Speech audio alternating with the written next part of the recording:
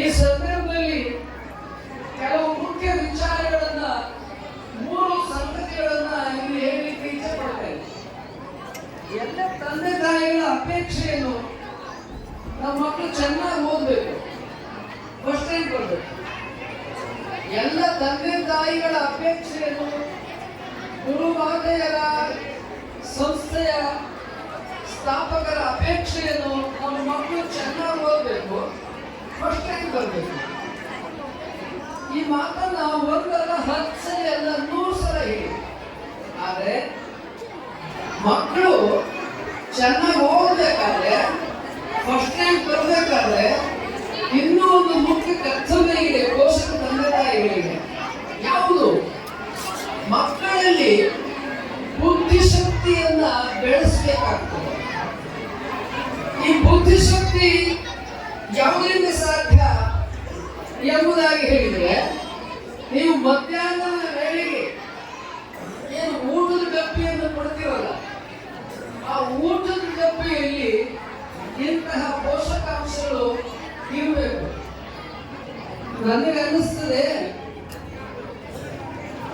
ಈ ಪೋಷಕಾಂಶಗಳು ತಾವೇನು ಮಧ್ಯಾಹ್ನದ ವೇಳೆಯಲ್ಲಿ ಊಟದ ಡಬ್ಬಿಯನ್ನ ಮಕ್ಕಳಿಗಾಗಿ ತುಂಬ್ತೀರಿ, ಅದು ನಿಮ್ಮ ಮಕ್ಕಳನ್ನ ಬುದ್ಧಿವಂತರನ್ನಾಗಿ ಮಾಡ್ಲಿಕ್ಕೆ ಸಹಾಯ ಆಗ್ತದೆ. ಏನ್ ಸ್ವಾಮೀಜಿ, ನನಗೆ ಊಟದ ಡಬ್ಬಿಯಲ್ಲಿ ಏನ್ ಇಡಬೇಕು ಅಂತ ಗೊತ್ತಿಲ್ವಾ? ಗೊತ್ತಿದ್ರೆ ಅದನ್ನು ಇನ್ನೂ ಹೆಚ್ಚಿನ ರೀತಿಯಲ್ಲಿ ಗೊತ್ತು ಮಾಡ್ಕೊಳ್ಳಿ ಅಂತ ಹೇಳ್ತಾ ಇದ್ದೆ. ಯಾಕಂತ ಹೇಳಿದ್ರೆ, ಎಲ್ಲ ತಂದೆ ತಾಯಿಯ ಅಪೇಕ್ಷೆ ಏನು? ನನ್ನ ಮಗ ಚೆನ್ನಾಗಿ ಓದಬೇಕು, ಫಸ್ಟ್ ರ್ಯಾಂಕ್ ಬರಬೇಕು.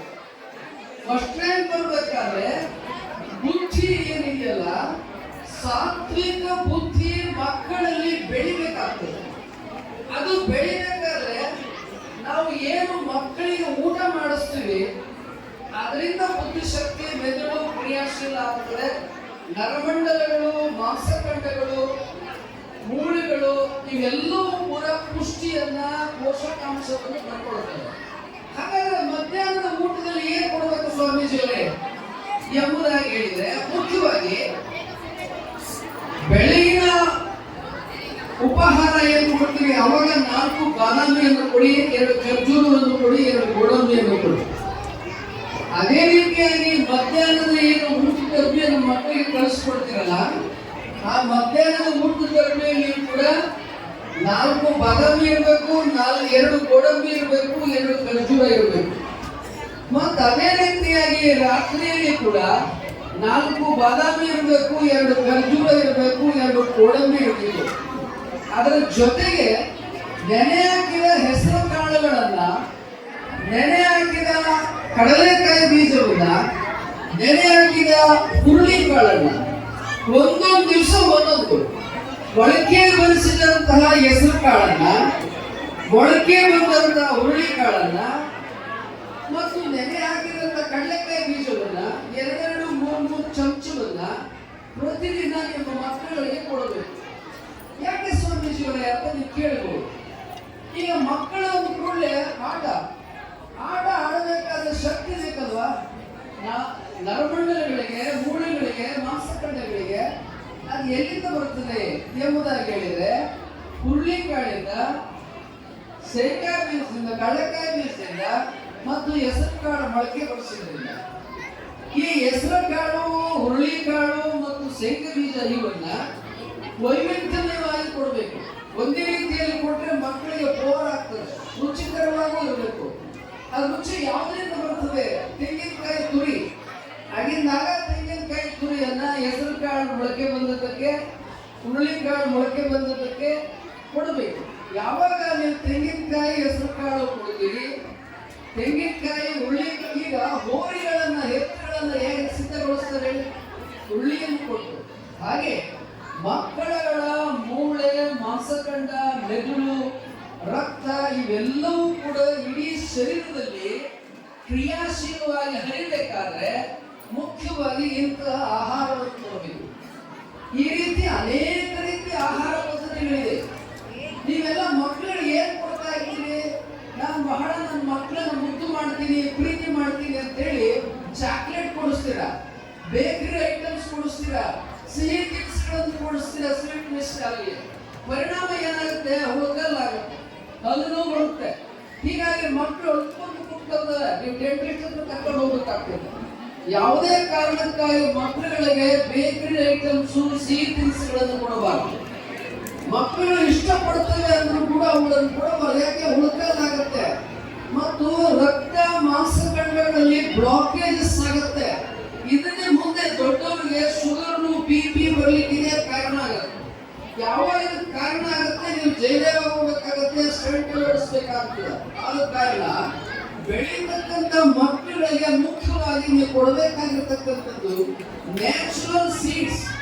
ಯಾವುದು ಸಾವಯವ ಔಷಧಿಯಿಂದ, ಯಾವುದೇ ಔಷಧಿಯಿಂದ ಬೆಳೆದಿರ್ತಕ್ಕಂಥ ಸಾವಯವ ಬೆಳೆಗಳಿದೆ, ಇಂತಹ ತರಕಾರಿಗಳು, ಹಣ್ಣುಗಳು, ಸೊಪ್ಪುಗಳು ಮತ್ತು ಮೊಳಕೆ ಬರಿಸಿದ ಕಾಳುಗಳು ಇವುಗಳನ್ನು ಕೊಟ್ಟರೆ ನಿಮ್ಮ ಮಕ್ಕಳು ಶಕ್ತಿಯುತರೂ ಆಗ್ತಾರೆ, ಮೆದುಳು ಚುರುಕಾಗ್ತದೆ, ಉತ್ಸಾಹನೂ ಬರ್ತದೆ, ಓದ್ತಾರೆ.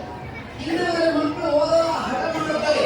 ಯಾಕೆ, ಮೆದುಳು ಚುರುಕು ಆಗಿದ್ದರಿಂದ ಓದುವ ಕಡೆಗೆ ಮನಸ್ಸು ಬರಲ್ಲ. ಆದ್ರಿಂದ ಪೋಷಕರಿಗಷ್ಟೇ ಅಲ್ಲ, ನೀವೇ ಮಕ್ಕಳು ನಿಮಗೂ ಇಟ್ಟಿರ್ತಾ ಇದ್ದೀವಿ. ಅಮ್ಮನಿಗೆ ಚಾಕ್ಲೇಟ್ ಕೊಡಿಸಿ ಅಂತ ಕೇಳಬೇಡ್ರಿ, ಅಮ್ಮನಿಗೆ ಏನ್ ಕೊಡಿಸು. ನಮ್ಮ ಗುರುಗಳು ಹೇಳ್ತಾ ಇದ್ದಾರೆ, ನಮ್ಮ ಮೆದುಳು ಚುರುಕಾಗಲಿಕ್ಕೆ, ನಾನು ಫಸ್ಟ್ ರ್ಯಾಂಕ್ ಬರಲಿಕ್ಕೆ, ನಾನು ಚೆನ್ನಾಗಿ ಆಟ ಆಡ್ಲಿಕ್ಕೆ, ಇವೆಲ್ಲ ನನಗೆ ಆಗೋಕ್ಕೆ ಏನು ಊಟಗಳು ಬೇಕು ಅಂತ ಆಹಾರವನ್ನು ಕೊಡಿ ಅಂತೇಳಿ ನೀವೆಲ್ಲ ಶಾಲಾ ಮಕ್ಕಳು ನಿಮ್ಮ ತಂದೆ ತಾಯಿಗಳನ್ನು ಕೇಳಬೇಕು. ಪಠ್ಯ ವಿಷಯಗಳಲ್ಲಿ ಇಂಥ ವಿಚಾರಗಳನ್ನು ಪಠ್ಯ ವಿಷಯಗಳನ್ನಾಗಿ ಪಠ್ಯ ಸಮಿತಿಯವರು ಇದನ್ನು ಅಳವಡಿಸಬೇಕು. ಆಗ ಮಕ್ಕಳುಗಳಿಗೆ ಯಾವಾಗ ಬುದ್ಧಿ ಚುರುಕಾಗ್ತದೆ ಓದ್ತವೆ. ಬುದ್ಧಿ ಚುರುಕಿಲ್ಲದೆ ಇದ್ದೆ ಹೋದ್ರೆ ಓದುವುದಕ್ಕೆ ಮನಸ್ಸು ಹೋಗುವುದಿಲ್ಲ. ಇದು ಮೊದಲನೇದು. ಇನ್ನೆರಡನೇದು ರೇಣುಕಾ ನ್ಯಾಷನಲ್ ಪಬ್ಲಿಕ್ ಹೈಸ್ಕೂಲ್. ಈ ಸಂಸ್ಥೆಗೆ ನೀವು ಮಕ್ಕಳನ್ನು ನೀವು ಸೇರಿಸಿರಿ, ಇದುವರೆಗೆ ನೀವು ಗಮನಿಸಿರಿ. ಅವರು ಸಂಸ್ಥೆಯ ಸ್ಥಾಪಕರಾಗಿರ್ತಕ್ಕಂಥ ಡಾಕ್ಟರ್ ಸುವರ್ಣಮ್ಮ ಅವರು MA, MPhil, PhD ಮಾಡಿದ್ದಾರೆ. ಅವ್ರು ಮನಸ್ಸು ಮಾಡಿದ್ರೆ KS ಮಾಡ್ತಿದ್ರು, IAS ಮಾಡ್ತಿದ್ರು. ಅವ್ರು ಮನಸ್ಸು ಮಾಡಿದ್ರೆ ಕಾಲೇಜಿನ ಲೆಕ್ಚರ್ ಆಗಿ ಹೊತ್ತು ವಿಶ್ವವಿದ್ಯಾಲಯ ವೈಸ್ ಚಾನ್ಸಲರ್ ಆಗ್ತಿದ್ರು.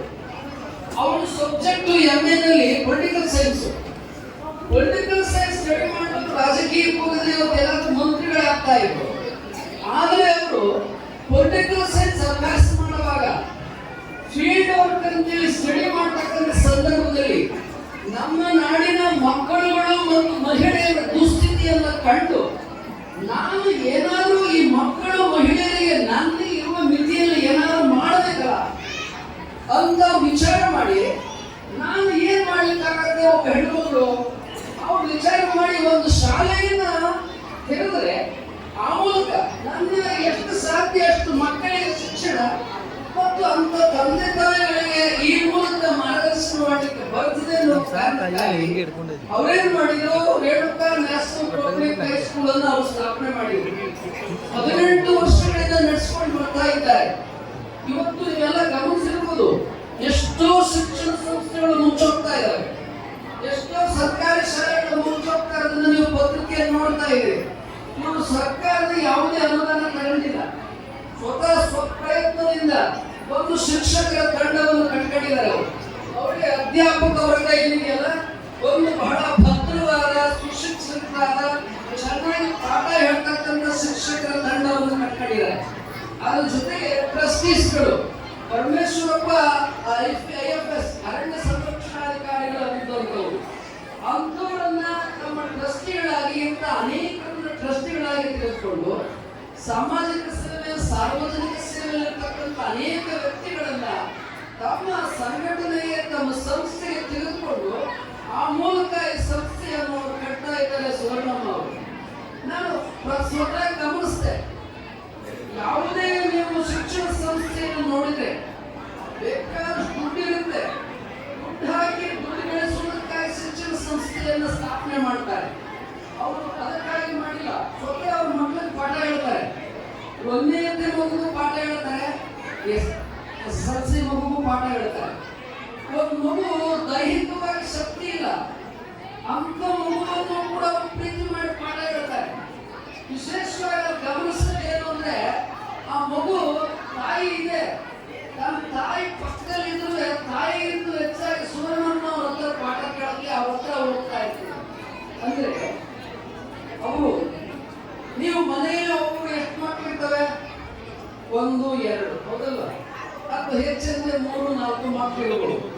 ಆದ್ರೆ ಸುವರ್ಣನವರು ನೀವು ನಿಮ್ಮ ಮಕ್ಕಳನ್ನು ಮಾತ್ರ ಪ್ರೀತಿ ಮಾಡ್ತೀವಿ. ಆದ್ರೆ ಸುವರ್ಣನವರು ತಮ್ಮ ಶಾಲೆಗೆ ಎಲ್ಲ ಮಕ್ಕಳನ್ನು ಪ್ರೀತಿ ಮಾಡ್ತಾರೆ. ಎಲ್ಲ ಮಕ್ಕಳಿಗೂ ಆತ್ಮೀಯವಾಗಿ ಪಾಠ ಹೇಳ್ಕೊಡ್ತಾರೆ. ಇದು ಬಹಳ ದೊಡ್ಡದು. ಸಾಮಾನ್ಯವಾಗಿ ನಮ್ಮ ಮಕ್ಕಳನ್ನು ನಾವು ಪ್ರೀತಿಸದೆ ನೋಡೋದಲ್ಲ, ನಮ್ಮದಲ್ಲದೆ ಇರತಕ್ಕಂಥ ಮಕ್ಕಳನ್ನು ಕೂಡ ನಮ್ಮ ಮಕ್ಕಳು ಎನ್ನುವ ಪ್ರೀತಿಯಿಂದ ಅವರು ಮಕ್ಕಳಿಗೆ ಪಾಠ, ಪ್ರೀತಿ ಮತ್ತು ಮಾರ್ಗದರ್ಶನ ಎಲ್ಲವನ್ನೂ ಮಾಡ್ತಾ ಇದ್ದಾರೆ. ಆ ಕಾರಣವಾಗಿ ಇಲ್ಲಿ ನಡೆದಿರ್ತಕ್ಕಂಥ ಎಲ್ಲ ಪೇರೆಂಟ್ಸ್ ಅಲ್ಲಿ ಮತ್ತು ಬಂದಿರ್ತಕ್ಕಂಥ ಎಲ್ಲ ಮಕ್ಕಳುಗಳು ಮತ್ತು SSLC ಪಾಸ್ ಆಗಿ ಹೋಗ್ತಕ್ಕಂಥ ಎಲ್ಲ ವಿದ್ಯಾರ್ಥಿಗಳನ್ನ ನಾವು ಸಂದರ್ಭದಲ್ಲಿ ಹೇಳ್ತಕ್ಕಂಥದ್ದು ಏನಪ್ಪಾ ಅಂದ್ರೆ, ಬರುವ ಅಕಾಡೆಮಿಕ್ ಇಯರ್ ನೀವೆಲ್ಲ ಪೋಷಕ ತಂದೆ ತಾಯಿಗಳು ಒಬ್ಬೊಬ್ಬರು 4 ಮಕ್ಕಳುಗಳನ್ನ ಈ ಸಂಸ್ಥೆಗೆ ಮುಂದಿನ ಅಕಾಡೆಮಿಕ್ ಕರ್ಕೊಂಡ್ಬಂದು ಸೇರಿಸಬೇಕು ಅಂತ ಪೇರೆಂಟ್ಸ್ ಅನ್ನ ನಾವು ಕರ್ಕೊಂಡ್ಬರ್ಬೇಕು. ಅಂತ ಮಕ್ಕಳನ್ನು ಕರ್ಕೊಂಡ್ಬಂದು ಸಂಸ್ಥೆಗೆ ಸೇರಿಸಿ ಸಂಸ್ಥೆ ದೊಡ್ಡ ಪ್ರಮಾಣದಲ್ಲಿ ಬೆಳೆಯುವುದಕ್ಕೆ ನೀವೆಲ್ಲ ಸಹಕಾರ ಬೇಕು. ಒಬ್ಬ ಶಕ್ತಿಯ ಮನಸ್ಸು, ಇಚ್ಛಾಶಕ್ತಿ ಒಬ್ಬನೇ ವ್ಯಕ್ತಿ ಇದ್ರಾಗಲ್ಲ. ನೀವೆಲ್ಲರೂ ಸಹಕಾರವಾಗಿ ಕೈ ಜೋಡಿಸಿದ್ರೆ ಮಾತ್ರ ಅದು ಸಾಧ್ಯ. ಒಂದು ತೇರಿರುತ್ತೆ, ಜಾತ್ರೆಯಲ್ಲಿ ತೇರು ಇರ್ತಾರೆ. ತೇರನ್ನು ನಾನು ಬಹಳ ದೊಡ್ಡ ಶ್ರೀಮಂತ ಇದ್ದೀನಿ, ಶ್ರೀಮಂತ ಒಬ್ಬನೇ ತೇರು ಮುಂದೋಗಿಲ್ಲ. ಇಡೀ ಊರಿನ ಅಕ್ಕಪಕ್ಕದ ಎಲ್ಲರೂ ಬಂದು ತೇರು ಕೈ ಹಾಕಿದ್ರೆ ಆಗ ತೇರು ಮುಂದೆ ಕಲಿತದೆ. ಹಂಗೆ ಈ ಶಾಲೆ ಏನಿದೆ ಇದು ಒಂದು ತೇರುತ್ತದೆ. ನೀವೇನು ಎಲ್ಲ ಪೋಷಕ ತಂದೆ ತಾಯಿಗಳಿದ್ರಿ, ನೀವೆಲ್ಲರೂ ಈ ರೇಣುಕಾ ನ್ಯಾಷನಲ್ ಪಬ್ಲಿಕ್ ಹೈಸ್ಕೂಲ್ ಇದು ದೊಡ್ಡದಾಗಿ ಚೆನ್ನಾಗಿ ಬೆಳೀಲಿಕ್ಕೆ ನೀವೆಲ್ಲರೂ ಪ್ರೋತ್ಸಾಹ ಮತ್ತು ಮಾರ್ಗದರ್ಶನವನ್ನು ಮಾಡಬೇಕು.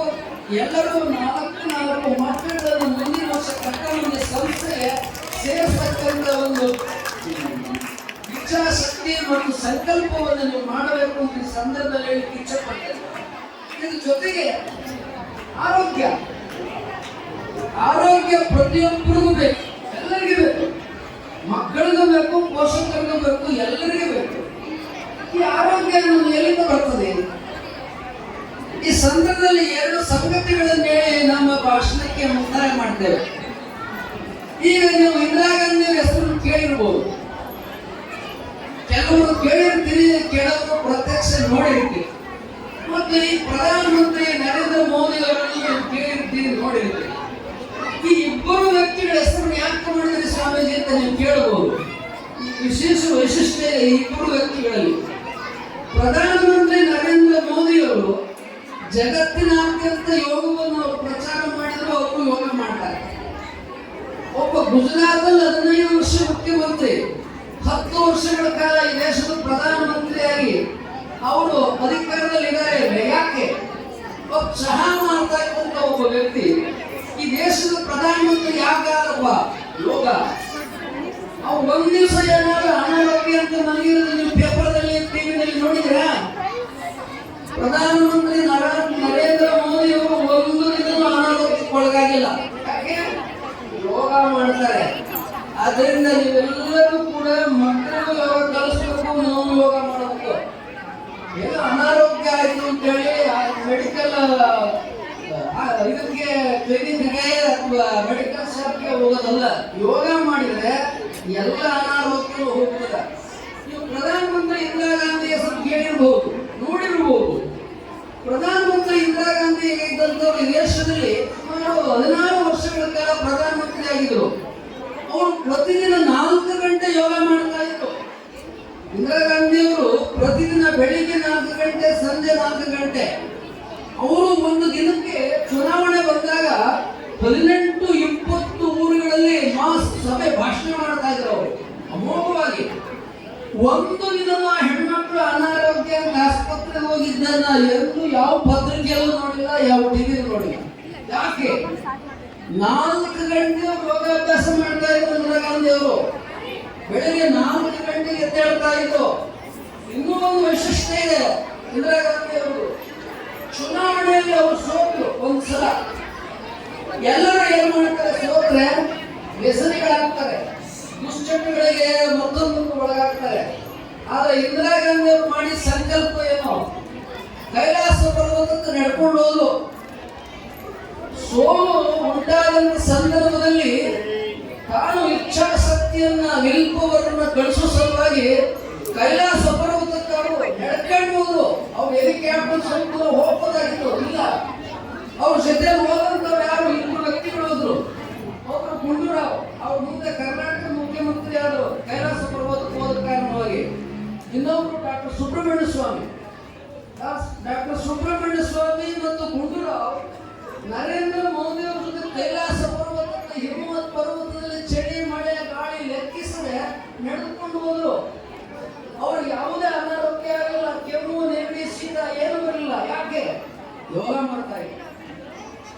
ಹಿಮವತ್ ಪರ್ವತದಲ್ಲಿ ನಡೆದುಕೊಂಡು ಹೋದ್ರು ಕೂಡ ಅವರಿಗೆ ಕೆಮ್ಮು ನೆಗಡಿ ಶೀತ ಜ್ವರ ಯಾವುದು ಬರಲಿಲ್ಲ. ಯಾಕೆ? ಯೋಗ. ಯೋಗದ ಶಕ್ತಿ ಎಷ್ಟು ಅದ್ಭುತವಾದದ್ದು ಎಂಬುದಾಗಿ ಹೇಳಿದರೆ, ನೀವು ಶಿವನ ಮೂರ್ತಿಗಳನ್ನು ಎಲ್ಲ ಕಡೆ ನೋಡ್ತೀರಿ, ತಪೋ ಮಕ್ಕನಾಗಿರ್ತಕ್ಕಂಥದ್ದನ್ನು ನೋಡ್ತೀರಿ ನೀವು, ಹೌದಲ್ಲ? ಯಾಕೆ? ಜಗತ್ತಿಗೆ ಯೋಗವನ್ನು ಕೊಟ್ಟಂತವನು ಶಿವ. ನೀವು ಎಲ್ಲೇ ಪರಮೇಶ್ವರನ ಯೋಗ ಧ್ಯಾನ ಮುದ್ರೆಯನ್ನು ನೋಡಿದರೆ ಅದು ಸಿದ್ಧಾಸನ, ಅದು ಪದ್ಮಾಸನ, ಅದು ಸ್ವಸ್ತಿಕಾಸನ, ಹೀಗೆ ಧ್ಯಾನ ಮಕ್ಕಳಾಗಿರ್ತಾರೆ. ಧ್ಯಾನ ಮಾಡೋದ್ರಿಂದ ಏನಾಗ್ತದೆ? ಇಚ್ಛಾಶಕ್ತಿ, ವಿಲ್ ಪವರ್ ಬೆಳೀತದೆ. ಜೀವನದಲ್ಲಿ ಏನು ಬೇಕಾದರೂ ನಾವು ಸಾಧಿಸಬಹುದು ಅಂತಕ್ಕಂಥ ಇಚ್ಛಾಶಕ್ತಿ ನಮ್ಮಲ್ಲಿ, ಹೇಳಿತನ, ಭಯ ಇವೆಲ್ಲವೂ ಹೋಗ್ತದೆ. ಜೀವನದಲ್ಲಿ ನಾನು ಗೆಲ್ಲಬೇಕು, ನಾನು ಅಚೀವ್ಮೆಂಟ್ ಮಾಡಬೇಕು ಅನ್ನತಕ್ಕಂಥ ಒಂದು ಸಂಕಲ್ಪ ಮನೋಭಾವ ಯೋಗದಿಂದ ಬರ್ತದೆ. ಆದ ಕಾರಣ ನಿಮ್ಮೆಲ್ಲರಿಗೆ ಈ ಸಂದರ್ಭದಲ್ಲಿ ಹೇಳ್ತಕ್ಕಂಥದ್ದು ಏನಪ್ಪ? ನೀವೆಲ್ಲರೂ ಕಡ್ಡಾಯವಾಗಿ ಎಲ್ಲಿ ಯಾರು ಯೋಗ ಕಲಿಸ್ತಾರೆ ಯೋಗ ಕಲಿ. ನಾವು ಇಲ್ಲಿ ಹೇಳ್ತಾರೆ ಪಬ್ಲಿಕ್ ಎದುರುಗಡೆ ಇದ್ದೇವೆ, ಅಲ್ಲಿ ಬರ್ಬೋದು. ಇನ್ನು ಅನೇಕರು ಬೆಂಗಳೂರು ನಗರದಲ್ಲಿ ಅನೇಕರು ಯೋಗವನ್ನು ಕಲಿಸ್ತಕ್ಕಂಥವ್ರು ಇದ್ದಾರೆ. ಅಲ್ಲಿ ಹೋಗಿ ನೀವು ಯೋಗಾಭ್ಯಾಸವನ್ನು ಮಾಡಿ ಒಳ್ಳೆಯ ಆರೋಗ್ಯವನ್ನು ಪಡ್ಕೊಳ್ಳಿ. ಮುಖ್ಯವಾಗಿ ಯೋಗ ಏನು ಮಾಡುತ್ತೆ? ನಮ್ಮ ಮನಸ್ಸು ಮತ್ತು ದೇಹ. ರೋಗವನ್ನು ಏನ್ ಮಾಡ್ತಾರೆ? ಯಾವುದೋ ಒಂದು ಅಂಗಕ್ಕೆ ಚಿಕಿತ್ಸೆಯನ್ನು ಕೊಡ್ತಾರೆ. ಆದ್ರೆ ಯೋಗ ಹಂಗಲ್ಲ. ಯೋಗ ಎಂಬುದಾಗಿ ಹೇಳಿದ್ರೆ ಕೇವಲ ಒಂದು ಅಂಗ ಅಲ್ಲ, ಇಡೀ ಮನುಷ್ಯ, ಜೀವ, ಪ್ರಾಣ, ಪ್ರಜ್ಞೆ, ಮನಸ್ಸು, ದೇಹ, ಆತ್ಮ, ಈ ಎಲ್ಲವನ್ನು ಸೇರಿ ಮನುಷ್ಯ. ಒಂದು ಯೋಗ ಏನ್ ಮಾಡುತ್ತೆ? ದೇಹ, ಪ್ರಾಣ, ಮನಸ್ಸು, ಪ್ರಜ್ಞೆ, ಜೀವ, ಆತ್ಮ ಇವೆಲ್ಲವನ್ನು ಗಮನಿಸಿಕೊಂಡು ಯಾವ ಅಂಗಕ್ಕೆ ಅನಾರೋಗ್ಯವಾಗಿದೆ, ಯಾವ ಅಂಗಕ್ಕೆ ಯಾವ ರೀತಿಯಾಗಿ ಚಿಕಿತ್ಸೆಯನ್ನು ಮಾಡಬೇಕು, ಏನು ಚಿಕಿತ್ಸೆಯನ್ನು ಮಾಡಿದರೆ ಗುಣ ಆಗ್ತದೆ ಅನ್ನೋದನ್ನು ಯೋಗ ಹೇಳ್ತದೆ. ಯೋಗ ಯಾವುದೇ ಔಷಧಿ ಕೊಡೋಲ್ಲ. ಈ ದೇಹಕ್ಕೆ ಔಷಧಿ ಬೇಕಾಗಿಲ್ಲ.